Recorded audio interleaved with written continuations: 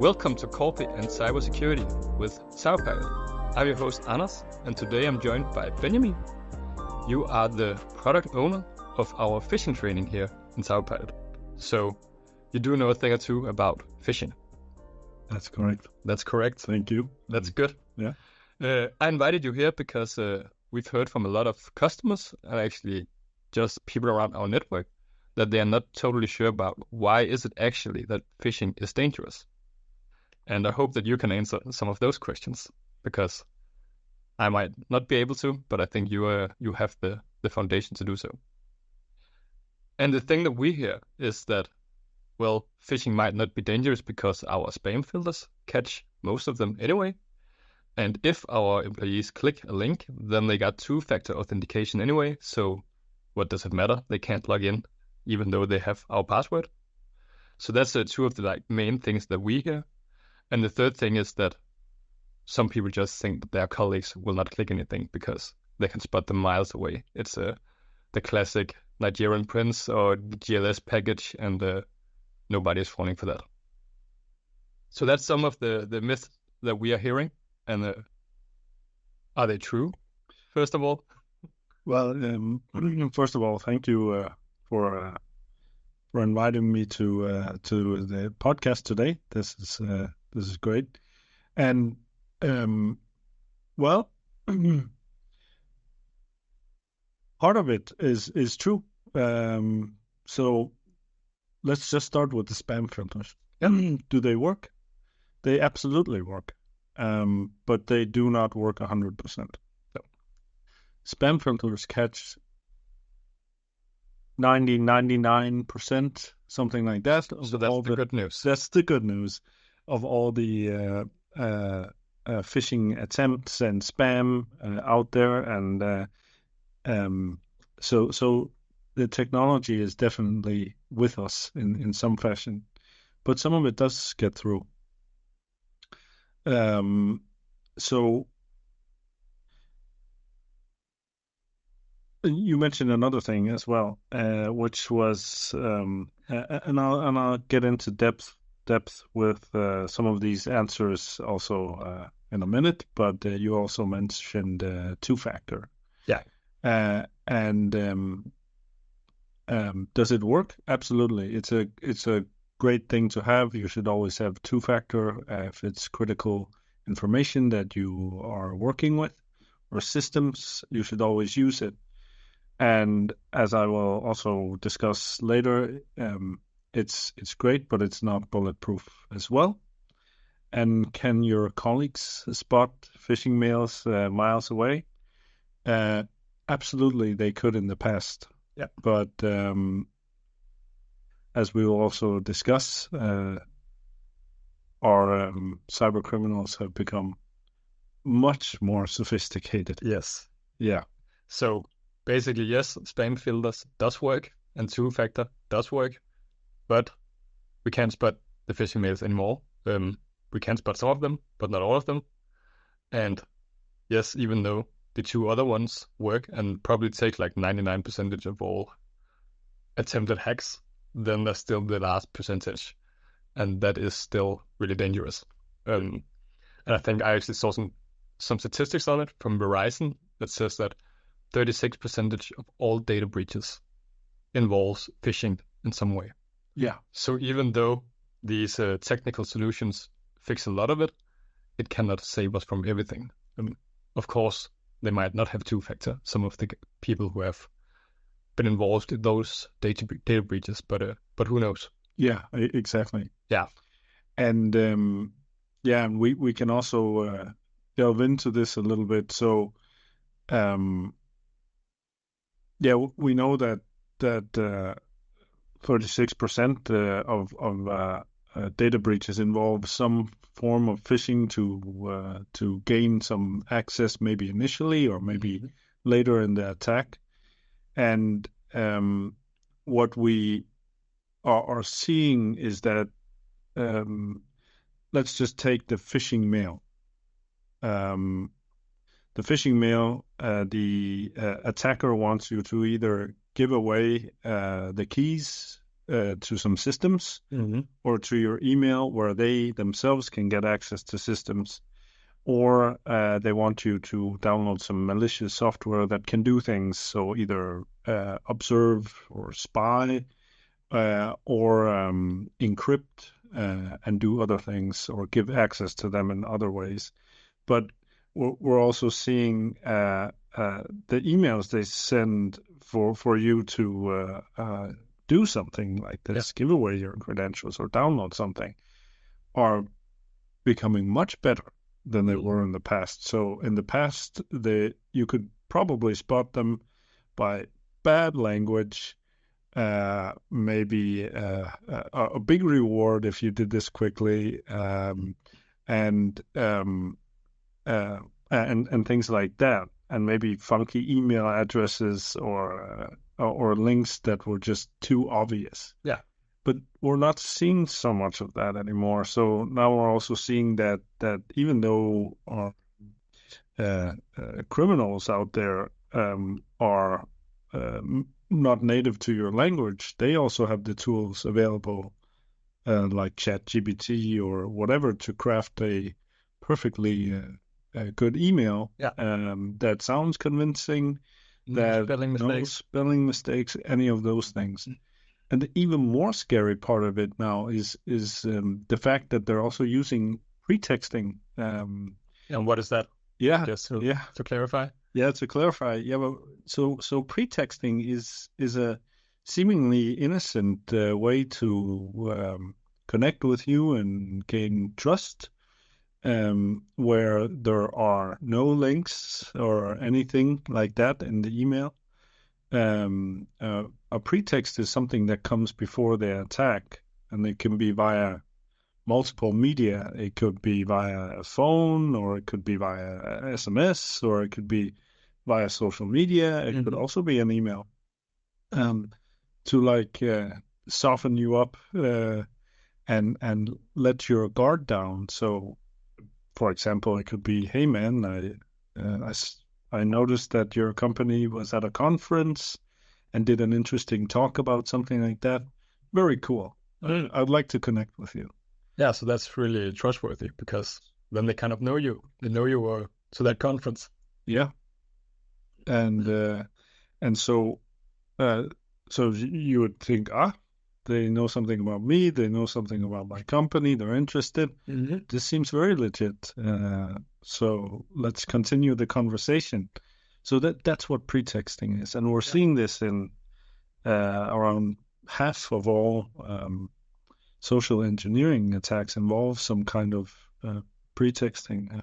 That's a high number. It's a high number, yeah.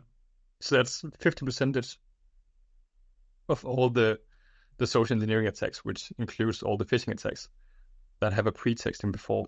Yeah. And I think that was definitely surprising for me to see. Yeah. Because I still think of phishing as something that I receive a mail and I have to spot that mail to not fall for the attempt. Yeah. And that's it. Yeah. Yeah. So the level of sophistication, it has just risen tremendously. Yeah. And I just wanted to circle back on this two-factor. There's often a question from our customers. Well, we use two-factor here at us, so even though someone gives away their login credentials or something like that, it doesn't matter because we use two-factor and they can't get it. They can't get in. Yeah. And again, as I also mentioned, it's a really good safeguard to have, but what we often see is that, yes, you and I may have two-factor, but did we remember to do it on all critical systems? And maybe, hopefully. And how do we keep track of it? And how do you keep track of it? Yeah. And are you sure that everyone else also uses two-factor on all critical systems? Yes. So suddenly it becomes, there might be some hole somewhere. Yeah. So we're often seeing that companies and organizations may not have full two-factor implemented anyhow. Which is the one thing. And the other thing is criminals have also found ways around two-factor nowadays by bombarding with requests and all sorts of things like that.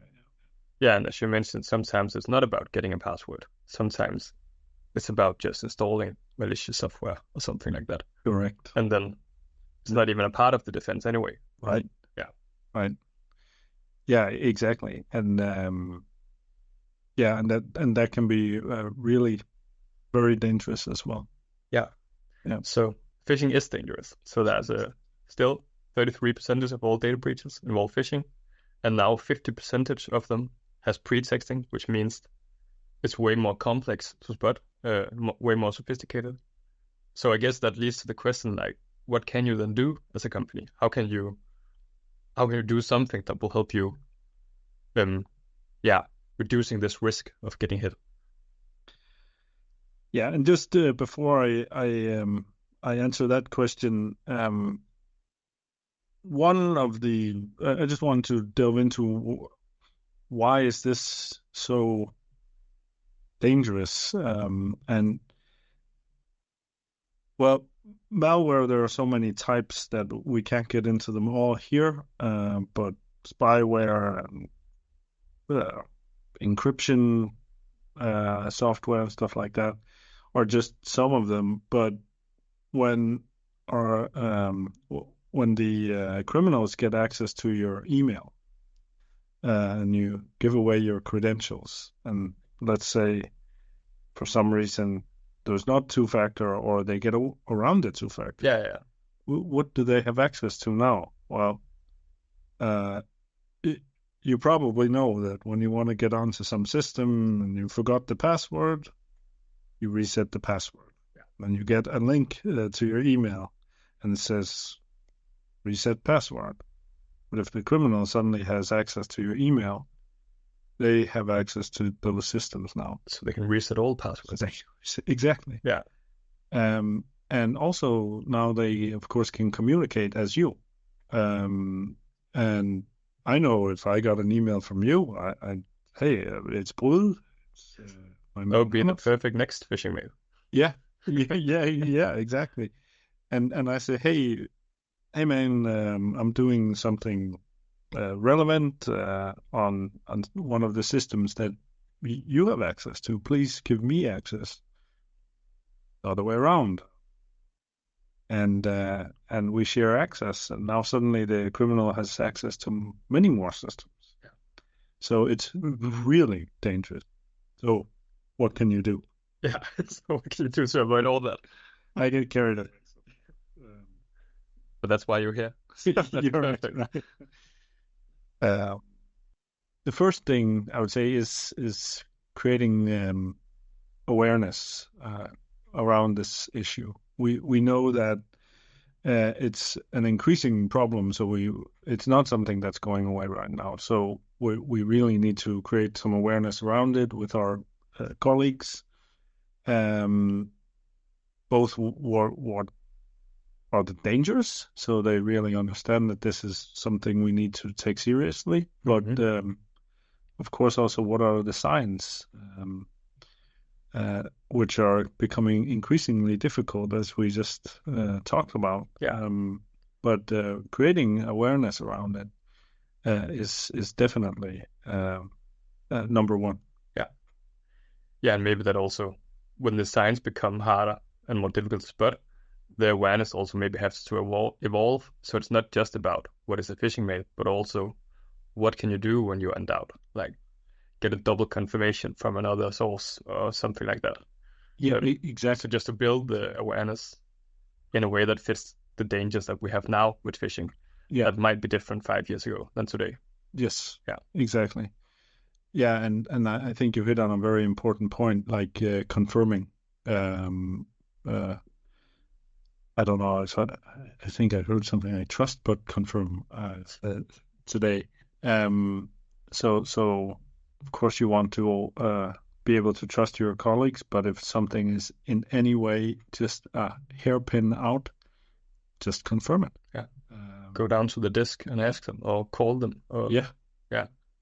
And then what we are seeing more and more is with the level of sophistication in the language in the emails, you'll probably not be spotting that it's a phishing mail in the email, but later on, you might want to look into the technical aspects of the email as well. Who sent this? What is the IP? Uh, can you confirm that this is an IP that you should receive communication from and stuff like that? Yeah. So we're gradually building up the skills with our employees in that way. Yeah. Yeah. But that will take some time, I guess. Absolutely. To get to that point. Absolutely. Yeah. So awareness is one of them. What could be other things you could do? Well, so I would say creating interest around this whole social engineering, which phishing falls under. So social engineering is making people do stuff they wouldn't otherwise do. Yeah. And in this sense, doing something bad. But there are so many techniques in social engineering that are really quite interesting from just a professional standpoint. Yeah. And creating an interest about like all these techniques that are being used, just like a good bottle of wine that in the beginning, when you first come into the wine world, you know, yes, this is a red wine, this is a white wine, but at some point you may start noticing different notes or something that can tell you something about this wine. And I find that people who are interested in social engineering, just like wine connoisseurs are to wine, they become much more adept and at spotting phishing attempts much further away. So they may even be able to spot these pretext phishing attempts. But is that possible to do for, let's say, I'm an IT manager, to make all employees in my company interested in social engineering? Yes. Well, it's not easy, but I think it is possible because it's interesting, this area. Yeah, there's some drama to it. Exactly. Yeah, there's drama, and I know that you also have heard many of the stories about some of the big hacks that involve phishing. Yeah. These are interesting stories, and these can captivate your audience. I think social engineering even made it to Hollywood, like Catch Me If You Can with Leonardo DiCaprio. That's the social engineering story. Yeah. And Talented Mr. Ripley is also kind of a social engineering story. Right. So I guess if it can go to that level, then it can definitely be possible to learn some of those tricks from interest as well. Yeah. No, very good point with Catch Me If You Can. Yeah. So having being interested in this, just like Catch Me If You Can. That's a really good first step. Yeah. I've also added a note to something you could do, but that might be difficult for big organizations if it's ingrained in the culture. But I think in Cyberpilot, we at least don't really send any links through emails internally. That's right. Because if you don't send any links internally, then you also get used to not clicking on anything in your email. Whereas if you every day are clicking on links because you are communicating through email in your company, then you're also more likely to do the quick click when something else comes. Yeah. So I think that's definitely something we have implemented that works, that all links go through other channels. It could be Asana or Teams or Slack or whatever you use, but other communication channels. Yeah, that's a good point. And I think you also mentioned the other day that it's like building up a habit. Yeah. That we just don't have links We never expect links in an email. Yeah. And if we do, then we write in the internal channels that you are receiving an email in 2 minutes that has a link that's okay. Yeah, exactly. And then, of course, there's also a point about like staying on your toes, and that employees know how to spot a phishing mail by also feeling it on their own person. So we would say it's a way to become more aware if you get a phishing attempt on your own person. Yeah. And that's where simulations come into play, where when you get email directly in your inbox, that's seemingly a phishing email, what do you do? Yeah. And this can raise awareness a lot.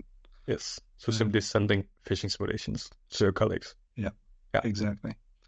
And also making them as difficult as those in the real world. Yeah. Because that's what we meet. Yes. So we do see some people out there send very easy to spot phishing simulation emails like the Nigerian prince or something like that. But that doesn't really reflect the dangers nowadays, and doesn't really make the employees realize how difficult it is and how sharp they need to be. So because then that's what they're looking for, that kind of emails. Yeah, good point. Yeah. So definitely that. To make them hard. Yeah. The next point we've written down is to then create good reporting processes as well. That's right. So when they get these phishing emails, what do they do? Yeah. So here, it's an attack. So imagine if someone stood outside your door with a crowbar and tried to pry it open. Yeah. Then you would say, well, call 911, right? And defend yourself. Yeah. Tell your colleagues that someone's trying to break in. Well, here it's maybe not necessary to call 911 because there's not a physical threat right there, but there is a threat. So think of it as an attack where you need to warn your colleagues in the same way as the guy with the crowbar out there. So stand up, let your colleagues know that someone's at the door. Yeah. And let your IT department know as soon as possible. Chances are that someone may have clicked, actually. Maybe you are the first one to notice this. That's great. Maybe not, but stand up, yell it out, and yell it out on your channels. Top of your lungs. The top of your lungs. And always let IT know. Yeah. So I guess that's also a task for the IT department to educate and create these processes. Because when you then run the phishing simulations, it's not just about not clicking the link. It's also about reporting it to IT and to the rest of the company that here's a phishing link. Beware. Yeah. Don't click it. Yeah. Stuff like that. Yeah. And then, of course, for IT, it's about removing the danger from employees' inboxes. Exactly. Yeah. And So that's, of course, some of the things that you should do throughout the year. Create this awareness and use simulations as a starting point. Yeah. Because it works when it comes in close to people. Yes. And also use the fact that there are fantastic stories out there to tell the stories and create interest around social engineering. Yeah. so that your employees find it interesting and not just a threat Exactly. or a to-do. And of course, as we mentioned, don't send links via emails if possible, and let people know when a link is coming via email. And make sure that you have a very clear reporting process when an attack happens. And we did mention this in the beginning, that the technical things that you can set up are not bulletproof, like 2FA or two-factor authentication, or You should still have it. definitely still have it. Definitely. And maybe also remind people to double check that they also have this enabled. Yes. So you don't have that today. That's the first thing. That's the first thing. Yes, exactly. Yeah. So I think that's the summary as well. That was the summary. I think we are running out of time. Yeah. So that's the perfect way to end it. That you just went through all the tips that people can do again. Absolutely. So thank you for coming, Benjamin. Thank you. And hopefully you enjoyed it out there. Click subscribe if you don't want to miss another episode. And see you out there.